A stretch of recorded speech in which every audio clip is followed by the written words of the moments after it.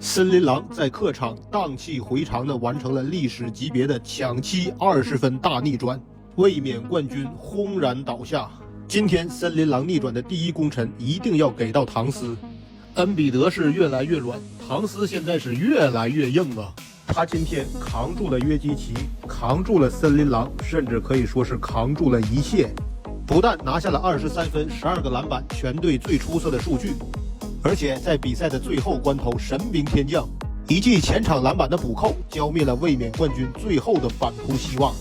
整场他都在攻防两端纠缠着约基奇，给 MVP 造成了极大的困扰。比赛的最后几分钟，约基奇已经彻底的耗尽了体力，眼睁睁的看见群狼在他的头上抢下了一个又一个的进攻篮板，而却无能为力。整场比赛，约基奇仅仅获得了2分钟的休息时间，28投13中，拿了34分、19个篮板和7个助攻。约基奇确实尽力了，然而他从队友身边得到的帮助太少了。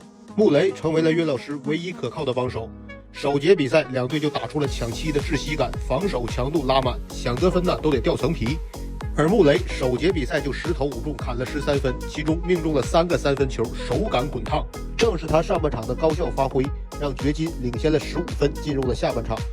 半场的24分也让他一扫系列赛的阴霾。可惜的是，在比赛的下半场，穆雷提供的帮助还是太少了。掘金队其他队员的低迷表现，让整个下半场沦为了穆雷和约基奇两人的轮番单打。两人合计贡献了69分。你要知道，掘金队整场也只有90分的得分。整支球队的第3得分点是12投3中的小波特，然而也只拿下了7分。上一轮在湖人队面前威风八面的小波特，在这个系列赛可以说是彻底的熄火了。双拳难敌4手，何况你面对的还是群狼。爱德华兹今天可以说是让队友抬进了西决，除了第3节的那个压哨球，全场几乎找不到亮点。上半场更是迷失在了掘金队的包夹之中。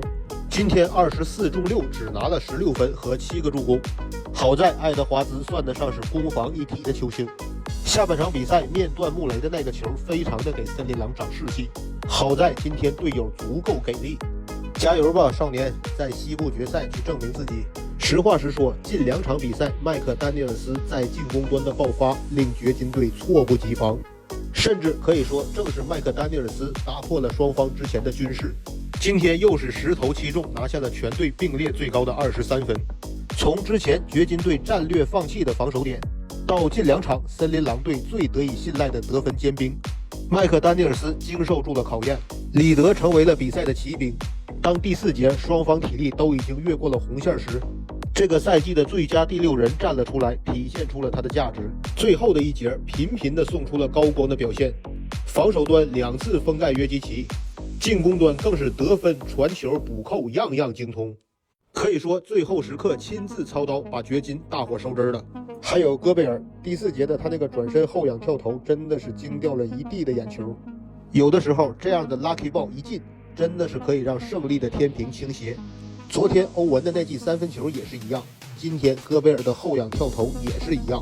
目前东西部最后的4支球队现存的班底都没有过夺冠的经历，所有拿过 MVP 的球星也都已经出局了。NBA 已经迎来了城头变换大王旗的时候了。